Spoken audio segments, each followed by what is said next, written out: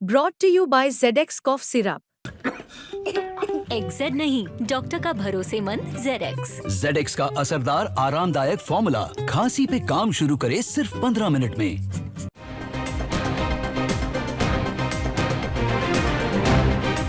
मुकेश सहनी के पिता जितन सहनी हत्याकांड मामले में अब नया मोड़ आ गया है और ये नया मोड़ लाने वाले खुद हैं वीआईपी सुप्रीमो और पूर्व मंत्री मुकेश सहनी।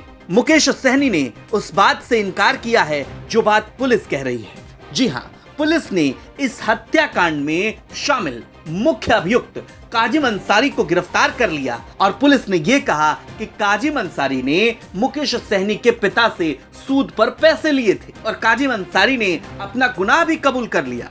लेकिन मुकेश सहनी जो बात कह रहे हैं वो बात पुलिस के बयान से ठीक अलग है। मुकेश सहनी कह रहे हैं कि उनके पिता सूद पर पैसे नहीं देते थे। अब सवाल ये कि क्या मुकेश सहनी इस मामले में सच बोल रहे हैं या पुलिस सच कह रही है, या फिर इस मामले में अभी और कई मोड़ आने बाकी हैं। पहले मुकेश सहनी का बयान सुनिए।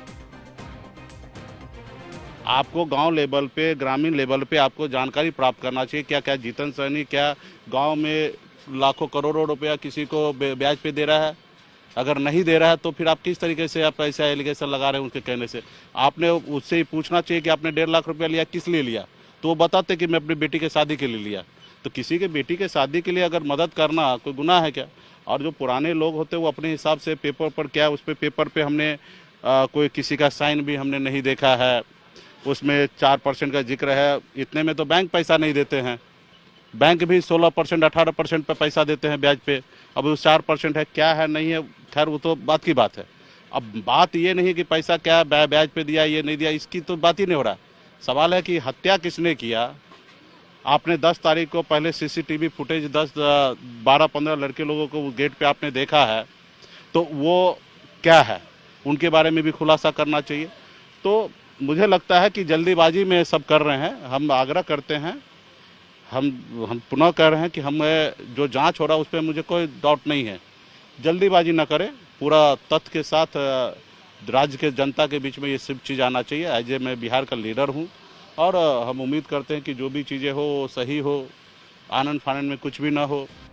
मुकेश सहनी साफ तौर पर पुलिसिया कार्रवाई पर सवाल उठा रहे हैं, जल्दीबाजी में कार्रवाई करने की बात कह रहे हैं। अब देखना दिलचस्प होगा कि मुकेश सहनी के इस बयान में कितनी सच्चाई है, क्योंकि सूद पर पैसे लेने की बात काजिम अंसारी ने पुलिस के सामने कबूली थी।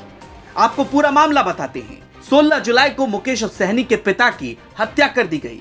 मुख्य अभियुक्त काजिम अंसारी को पुलिस ने गिरफ्तार किया और उसने गुनाह में कबूल किया कि 4% के ब्याज दर पर उसने पैसे लिए थे, जिसे चुका पाने में काजिम अंसारी असमर्थ था।